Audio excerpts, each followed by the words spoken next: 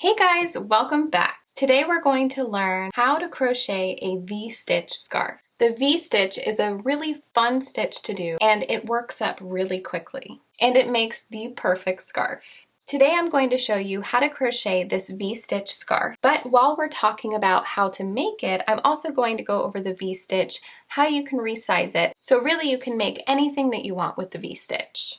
But if you're following along for the scarf, you will need some medium weight yarn. I used Hobby Lobby's I Love This yarn and I only needed one ball to make this entire scarf. You will also need a 6mm crochet hook, a tapestry needle, and of course some scissors. Let's get started.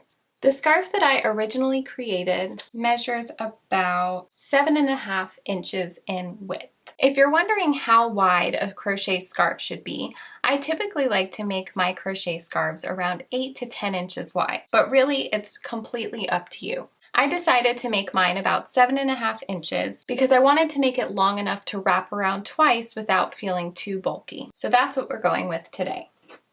To crochet the V-stitch scarf, we're going to create a slip knot, insert your hook, and chain 33.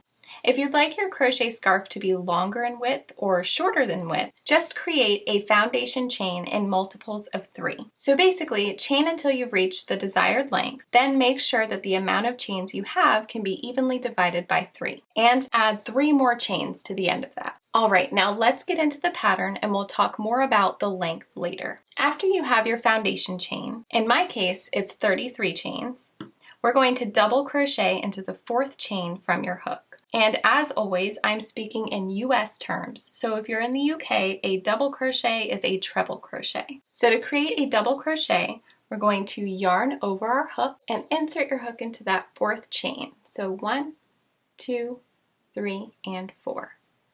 Insert your hook and then yarn over, pull up a loop. You'll have 3 loops on your hook. Yarn over, pull through 2, yarn over, pull through 2. Now chain 1 and double crochet into the next chain. So we're going to yarn over and insert our hook into the chain next to the one we just went into.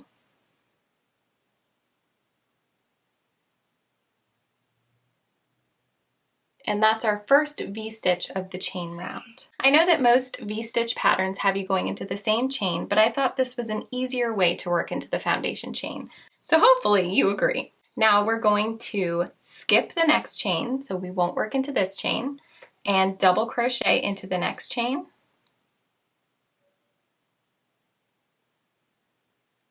Chain 1 and double crochet into the next chain. And you're going to repeat that pattern all down the row. So we'll skip the next chain and double crochet into the next one. Chain 1 and double crochet into the next chain.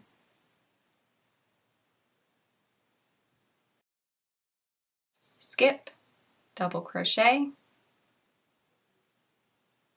chain 1 and double crochet. So this is what we have so far. Now you're just going to repeat that pattern until you reach the last chain. Alright, so I've just created my last double crochet right before the last chain, and you're just going to double crochet into that last chain. And so this is our first row of V-stitches. Again, not your typical foundation V-stitch, but I really like the way that this works up better. Now on to row 2. We're going to chain 3 and turn your work. For this pattern, the chain 3 at the beginning of the row counts as a stitch for all rows. Now double crochet into that first chain 1 space. So here we have our last double crochet of the last round, and we have our first V-stitch here. So we know that this is our V-stitch because they're separated by a chain 1. Now what you're going to do is double crochet into that chain 1 space, then chain 1, and double crochet into that same space.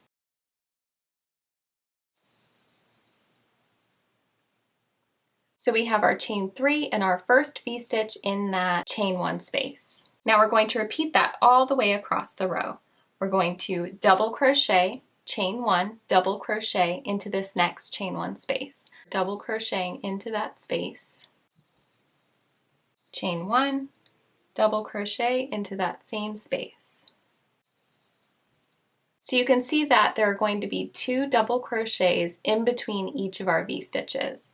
So just continue placing 1 double crochet, chain 1, double crochet into each chain space across the row. So I'm going to place my last V-stitch into this last chain 1 space.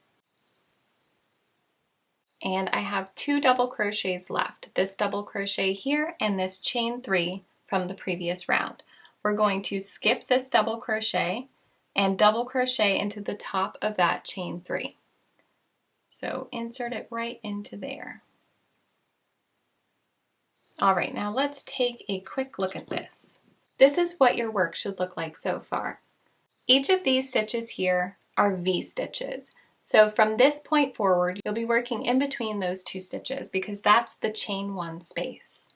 Now moving on to row 3, we're just going to repeat row 2. So let's chain 3, turn your work, and then double crochet, chain 1, double crochet all into that first chain 1 space. So again, skipping this double crochet here, skipping this double crochet here, and inserting our hook into that space. And repeat the same thing, double crochet, chain 1, double crochet into each chain space across. Now that we've reached the end of row 3, don't forget to double crochet into the top chain of the chain 3 because that is your last stitch of the row. If you miss that, your work will start turning into a triangle, and we don't want that. All right, so now we're just going to continue repeating row 2 until you reach your desired length. And while I'm working on mine, let's talk about how you can resize yours. We already talked about how to resize the width of your scarf. Let's talk about resizing the length. For my scarf, I ended up stopping at about 56 inches. I decided to turn mine into an infinity scarf, which I will show you in a minute. And when I double it, at this length, it really hugs your neck and makes you feel extra cozy. If you want to make yours longer, all you have to do is continue adding rows. And if you'd like to make it shorter, take away some rows, or just don't do as many. So it's really just as simple as that. And if you're creating something other than this scarf, just follow what I said about chaining in multiples of 3, and you can make anything at any width or length using the V-stitch. All right, so I'm coming up on about 56 inches here. So this is going to be my last row. I'm going to double crochet into that top chain 3. And then I'm going to tie off my work. Now this part could be different for you depending on what you're going for. If you'd like to make a traditional scarf, I would keep going until about 65 inches and then tie off your work and maybe even add some fringe if you want to. If you want to turn yours into an infinity scarf, I'm going to show you how to do that now. So I've stopped here at 56 inches and I'm going to tie off my work. So to do that, first I like to measure out about 3 times the width of my scarf, just so that I know I have enough to weave in all of my ends. So I did about 3, I actually did about 4, and I already cut my yarn here.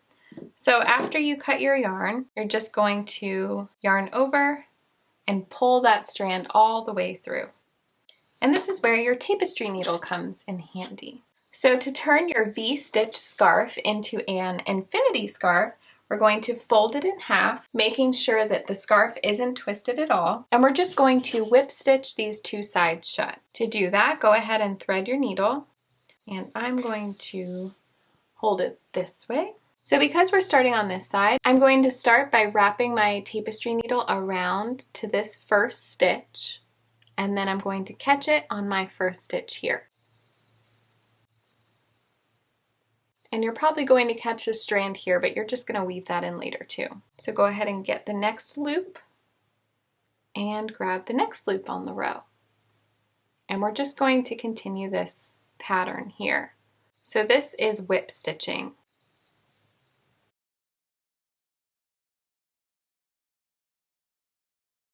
Probably would have been easier if I just weaved in the other end first. All right, now I'm just going to continue whip stitching down the row.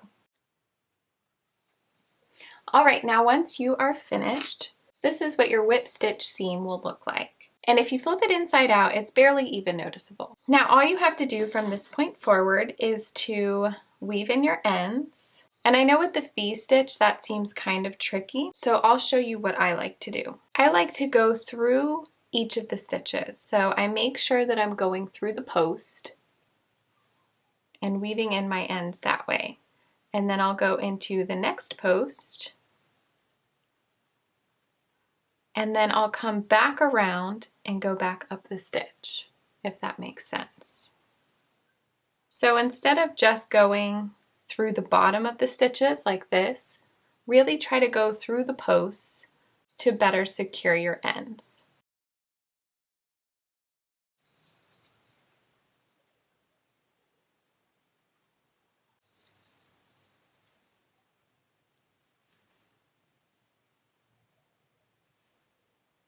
And then you can also go back down your stitches if you want to go in a different direction. And I might be being a little excessive, but I like to make sure that my ends are nice and woven in. So then of course you'll just cut off this end and then you're all done.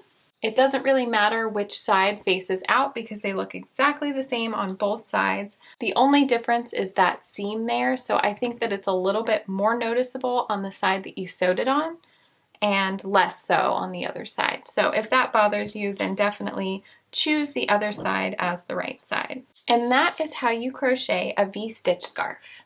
I hope you enjoyed this pattern today, and I can't wait to see all of the beautiful V-stitch scarves that you make. I'll see you next time.